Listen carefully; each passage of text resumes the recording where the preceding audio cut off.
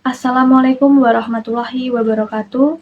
Shalom, Om Swastiastu, Namo Buddhaya, dan salam kebajikan bagi kita semua. Yang terhormat Ibu Dr. Anda Ekonomi Diah Ratnawati, Magister Manajemen, selaku dosen pengampu mata kuliah pengantar bisnis di kelas D013 Prodi Akuntansi, dan teman-teman semua yang berbahagia. Pada kesempatan kali ini, kami dari kelompok 4 akan memaparkan dan menjelaskan materi dari bab 12 yang berjudul Fungsi Memimpin atau Leading. Sebelum itu, izinkan saya memperkenalkan diri dan memperkenalkan anggota dari kelompok kami. Saya Amika Puji Lestari dengan NPM 25013010149. Kemudian ada Roshida Miskiyah Maryam dengan NPM 25013010162. Ada Rida Anora Kamala dengan NPM 25013010163. Kemudian Marcella Amandita dengan NPM 25013010164. Kemudian ada Heni Puspita Ningrum dengan NPM 25013010156. Dan yang terakhir ada Zahra Aulia dengan NPM 25013010155. Baik, yang pertama adalah tentang kepemimpinan. Kepemimpinan atau leadership bisa kita pahami sebagai proses seorang manajer atau pemimpin dalam mengarahkan dan memengaruhi karyawan di bawahnya agar mereka mau bekerja dengan maksimal untuk mencapai tujuan yang ingin dicapai. Dalam kepemimpinan memiliki beberapa aspek. Yang pertama adalah mengarahkan, yaitu para pemimpin memberikan arahan dan instruksi kepada tim agar pekerjaan berjalan sesuai tujuan. Lalu yang kedua adalah memengaruhi. Seorang pemimpin pasti bisa memengaruhi karyawannya, yaitu dengan kemampuan memotivasi dan membujuknya tanpa paksaan hingga bisa meyakinkan orang lain dengan sikap dan keteladanan yang dimilikinya. Lalu yang ketiga adalah wewenang atau authority, yaitu hak yang dimiliki seseorang untuk memberikan perintah dan diikuti oleh para karyawan di bawahnya. Lalu yang keempat adalah kekuasaan. Kekuasaan atau power, yaitu sebuah kemampuan yang dimiliki seseorang untuk atau mampu memengaruhi orang lain. Selanjutnya adalah penggunaan kekuasaan. Kekuasaan dapat dilakukan melalui beberapa dimensi, yaitu yang pertama adalah power over, yaitu kemampuan untuk mendominasi atau menguasai pihak lain. Contoh, seorang atasan yang menentukan keputusan tanpa ada banyak diskusi dan para karyawan di bawahnya harus mengikuti arahan yang diberikan. Lalu yang kedua ada power to, yaitu kemampuan untuk berbuat sesuatu. Contoh, seorang pemimpin proyek yang memiliki kekuasaan untuk mengambil keputusan yang cepat apabila terjadi masalah di lapangan. Lalu yang ketiga adalah power from, kemampuan untuk menolak atau melawan pengaruh dari orang lain. Contohnya, seorang manajer proyek yang menolak permintaan pemilik perusahaan yang ingin memotong biaya keselamatan kerja. Manajer di sini berani untuk menolak karena ia memiliki dasar yang kuat, yaitu aturan perusahaan dan hukum ketenagakerjaan. Lalu selanjutnya adalah hubungan kekuasaan dengan wewenang. Contoh beberapa situasi yaitu 1. Situasi di mana seseorang memiliki wewenang tetapi tidak memiliki kekuasaan. Ini bisa kita anggap bahwa seseorang tersebut memiliki jabatan secara formal tetapi ia tidak memiliki pengaruh yang besar. Contohnya adalah seorang supervisor yang memiliki jabatan tinggi, tapi ia tidak disegani oleh para karyawan di bawahnya, karena ia memiliki sikap yang arogan. Lalu yang kedua adalah situasi di mana seseorang memiliki wewenang dan memiliki kekuasaan. Di sini berarti seseorang tersebut memiliki jabatan dan memiliki pengaruh yang sangat besar. Contoh, adanya seorang ketua BEM yang aktif turun ke lapangan, mau mendengar aspirasi dan adil terhadap semua anggota. Lalu yang ketiga ada situasi di mana seseorang memiliki kekuasaan tetapi tidak memiliki wewenang. Berarti bisa kita anggap bahwa seseorang tersebut tidak memiliki jabatan tetapi ia memiliki pengaruh yang besar. Contoh, adanya tokoh masyarakat yang sangat dihormati di dalam sebuah daerah dan meskipun tokoh tersebut tidak memiliki jabatan di sebuah instansi pemerintahan misalnya, tapi tokoh tersebut mampu mempengaruhi keputusan yang akan dibuat oleh masyarakat di sekitarnya. Lalu selanjutnya ada sumber-sumber kekuasaan. Kekuasaan tidak hanya didapatkan dari jabatan. Kalau untuk jabatan bisa kita sebut sebagai legitimate power. Contohnya adalah kepala sekolah. Kepala sekolah berhak untuk menentukan kebijakan yang ada dan yang berlaku di sekolah. Apabila jabatan sebagai kepala sekolah telah berhenti atau masa pensiun telah tiba, maka seseorang tersebut sudah tidak berhak lagi untuk menentukan kebijakan yang berlaku di sekolah tersebut. Lalu yang kedua ada expert power, yaitu kekuasaan yang didapatkan melalui keahlian yang dimiliki. Lalu yang ketiga ada reward power, yaitu kekuasaan yang didapatkan dari seseorang yang bisa memberikan penghargaan atau imbalan. Lalu yang keempat ada source power, yaitu kekuasaan yang didapatkan dari adanya orang tersebut mampu memberikan hukuman atau sanksi. Contohnya adalah seorang atasan yang bisa memberikan surat peringatan kepada karyawannya. Lalu yang terakhir adalah referent power, yaitu kekuasaan yang didapatkan dari adanya wibawa dan karisma yang dimiliki seseorang tersebut. Selanjutnya ada taktik memengaruhi. Taktik memengaruhi yang pertama yaitu konsultasi. Konsultasi yaitu melibatkan orang yang ingin kita pengaruhi dalam proses pengambilan keputusan agar mereka merasa ikut mempunyai andil dan menjadi lebih mau mendukung keputusan tersebut. Contohnya, supervisor mengajak tim penjualan menetapkan target bersama. Yang kedua, ada persuasi rasional, yaitu meyakinkan orang lain dengan alasan yang logis, menyertakan data dan juga fakta. Contohnya, menjelaskan peluang bisnis dengan angka keuntungan. Yang ketiga, ada daya tarik inspirasional, yaitu menggerakkan orang lain dengan penanaman emosi, nilai, atau ide untuk menghasilkan antusias dan rasa percaya diri pihak yang dipengaruhi. Lalu yang keempat, ada taktik menjilat, yaitu memberikan pujian atau membuat orang merasa dihargai supaya mereka mau membantu atau mendukung. Contohnya, pegawai menyampaikan hal-hal positif agar terlihat kompeten di depan atasannya.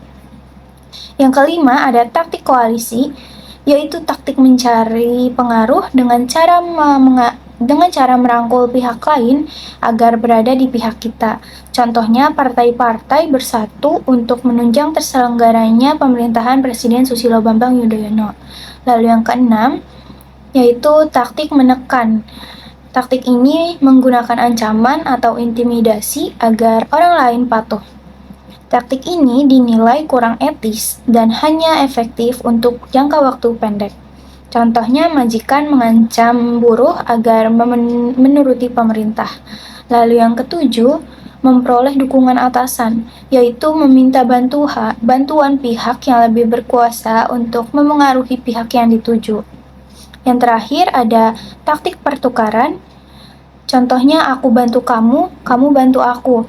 Ini tuh kayak balas jasa gitu. Contohnya, memberi jabatan sebagai balas jasa telah membantu dalam kampanye sebelumnya. Lalu materi yang kedua yaitu mentoring. Mentor sendiri artinya individu yang membina dan melatih orang lain secara intensif. Mentor dapat menjalankan dua fungsi penting, yaitu yang pertama fungsi meningkatkan karir. Mentor dapat mensponsori manajer junior yang berada di bawah asuhannya agar dikenal kinerjanya oleh manajer senior. Lalu yang kedua ada fungsi memberikan dukungan psikologis dan sosial. Mentor dapat dijadikan model dalam menjalankan peran manajerial. Selanjutnya ada modifikasi perilaku. Menurut Skinner 2007, modifikasi perilaku adalah upaya mengarahkan perilaku seseorang melalui pengelolaan lingkungan. Modifikasi perilaku dilakukan dengan mengatur anteseden atau pemicu perilaku dan konsekuensi perilaku sehingga seseorang terdorong menunjukkan perilaku yang lebih efektif dalam bekerja. Selanjutnya saya akan menjelaskan tentang memotivasi. Motivasi atau motivation adalah kemauan yang ditunjukkan seorang individu untuk mengeluarkan upaya terbaiknya dalam mencapai tujuan organisasi atau perusahaan, di mana kemauan tersebut turut dikondisikan oleh dapat atau tidak dapat dipenuhinya kebutuhan individu tersebut dalam usaha yang ia lakukan. Nah, dalam sebuah perusahaan, manajer perlu mengembangkan situasi yang memungkinkan para karyawan yang menjadi bawahannya termotivasi untuk mencapai tujuan perusahaan. Nah, unsur-unsur motivasi sendiri ada 3. Yang pertama ada upaya. Upaya akan menunjukkan ukuran intensitas dari dorongan yang dimiliki seseorang. Orang yang termotivasi menunjukkan upaya yang lebih besar untuk mencapai sesuatu, dan sebaliknya. Yang kedua ada tujuan organisasial. Kerja keras yang dilakukan seorang karyawan harus selaras dengan tujuan organisasi atau perusahaan. Kerja keras karyawan yang tidak selaras dengan tujuan perusahaan dapat menimbulkan sesuatu yang bersifat kontraproduktif bagi perusahaan. Contoh, saat para karyawan tidak mendapat gaji atau kompensasi yang layak atas pekerjaan mereka, maka para karyawan tersebut akan termotivasi untuk melakukan pemogokan kerja, sehingga atas aksi tersebut perusahaan mendapat kerugian. Sebaliknya, jika karyawan puas atas gaji yang mereka terima, maka mereka juga akan termotivasi untuk bekerja lebih keras. Yang ketiga ada kebutuhan. Nah, kebutuhan akan menunjukkan keadaan internal seseorang yang mengakibatkan orang tersebut tertarik pada hasil-hasil tertentu. Jadi, artinya orang yang memiliki kebutuhan yang besar, maka akan lebih termotivasi untuk giat lebih bekerja keras. Nah, kebutuhan juga memiliki hierarki. Hierarki kebutuhan ada 5. Yang pertama, yang paling bawah ada kebutuhan fisiologis. Kebutuhan fisiologis ini mencakup kebutuhan dasar untuk bertahan hidup. Contoh, makan, minum, dan tempat tinggal. Atasnya lagi ada kebutuhan akan rasa aman. Kebutuhan ini adalah kebutuhan untuk memperoleh rasa aman atau rasa terlindungi dari berbagai bentuk bahaya. Contoh, dengan memasang CCTV atau dengan membeli asuransi. Atasnya lagi ada kebutuhan sosial. Kebutuhan ini adalah kebutuhan yang dimiliki seseorang untuk diterima di lingkungannya. Contoh, dengan mencintai dan dicintai antar sesama teman. Atasnya lagi ada kebutuhan akan pujian, yaitu kebutuhan yang dimiliki seseorang untuk memperoleh suatu pengakuan dan penghargaan dari orang lain. Contoh, saat ada teman kita yang menang lomba, maka mereka tuh sebenarnya juga membutuhkan kebutuhan akan pujian. Jadi kita kasih pujian itu dapat memenuhi kebutuhan akan pujian mereka. Yang kelima dan paling atas, ada kebutuhan aktualisasi diri. Kebutuhan ini adalah kebutuhan yang dimiliki seseorang untuk mewujudkan diri sendiri sesuai dengan yang diinginkan oleh dirinya sendiri, bukan atas keinginan orang lain. Jadi, kita contoh, saya pengen jadi pilot, tapi orang tua saya pengen saya jadi dokter. Jadi, untuk memenuhi kebutuhan ini, saya harus tetap berusaha untuk menjadi pilot agar kebutuhan ini terrealisasi. Nah, kebutuhan dari hierarki tersebut, kebutuhan baru akan menjadi motivator dominan yang akan menjadi dorongan untuk seseorang melakukan sesuatu. Baik, saya Rashida Miskia Mariam dengan 3 digit akhir NPM 162. Saya akan menjelaskan tentang proses motivasi, yaitu ada 6 tahap. Yang pertama ada unsatisfied need, yaitu kebutuhan yang tidak terpenuhi. Proses motivasi dimulai ketika seseorang memiliki kebutuhan yang tidak terpenuhi dalam dirinya. Sebagai contoh, seorang karyawan menerima take home pay atau gaji yang kecil sehingga tidak mampu memenuhi kebutuhan dasar hidupnya. Lalu yang proses kedua ada tensions, yaitu ketegangan. Dari kebutuhan yang tidak terpenuhi tersebut akan menimbulkan ketegangan atau tension dalam diri.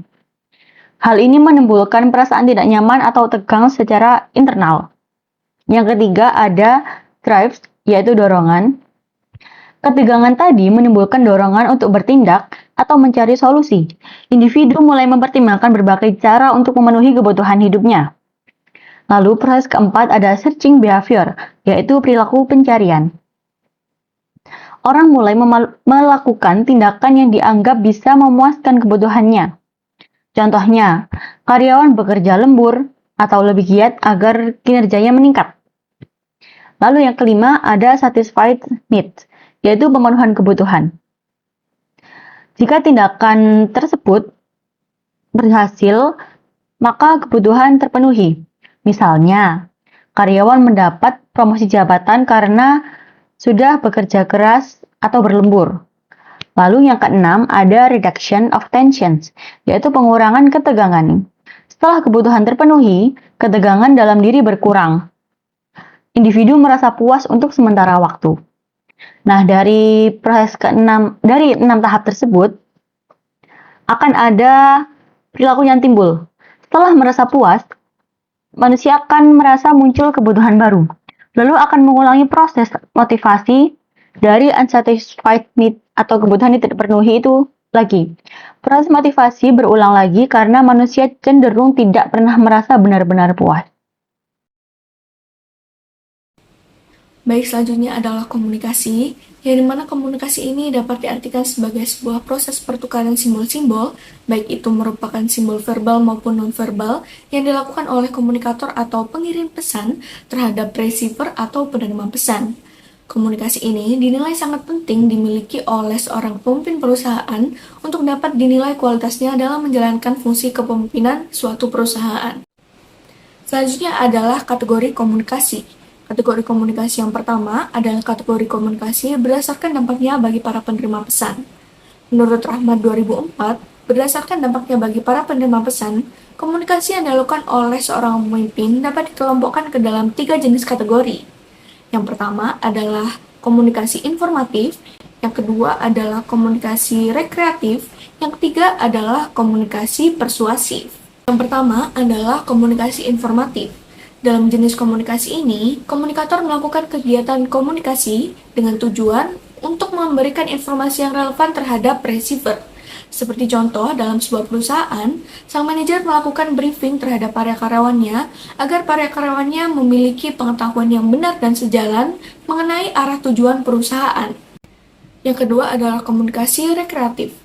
Dalam jenis komunikasi ini, sang komunikator melakukan komunikasi dengan tujuan untuk menciptakan suasana yang meriah atau menyenangkan. Seperti contohnya dalam sebuah perusahaan, terdapat acara jamuan makan malam untuk menghargai seorang karyawan yang berprestasi. Dalam memberikan sambutannya, sang manajer menyelipkan beberapa candaan atau humor untuk menciptakan suasana yang meriah atau menyenangkan.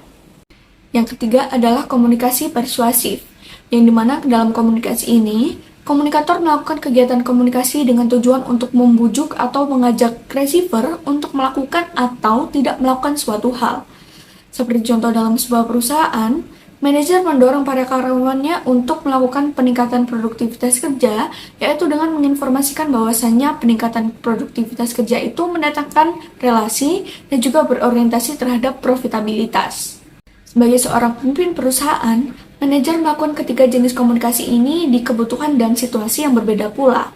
Hal ini bertujuan agar para karyawan memiliki pengetahuan yang benar dan sejalan mengenai arah jalannya perusahaan.